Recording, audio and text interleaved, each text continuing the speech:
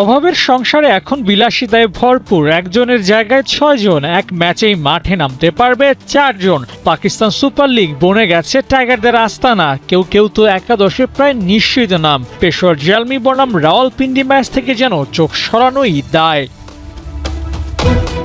পেশোয়ার জালমিতে আছেন রানা, শরীফুল, তামিম। এই তিনজনের মধ্যে একাদশে জায়গা পাওয়ার দৌড়ে এগিয়ে থাকবেন নাহিদ রানা। শরীফুলের অভিষেকটা হয়ে যেতে পারে পিএসএল এ। পেশোয়ারের ফরেন কালেকশনের যা হাল, তাতে এই দুটা নাম প্রায় নিশ্চিত। তানজিদ তামিমের জন্য জায়গা করে নেওয়াটা একটু কঠিন হতেও পারে। দলে আছে রায়ান বেনেটের মতো ইনফর্ম ওপেনার, প্রথম পছন্দ, তাই এই জিম্বাবুইয়ানই হতে পারে। বলা তো যায় না, তামিমের জন্যও খুলে যেতে পারে দরজা।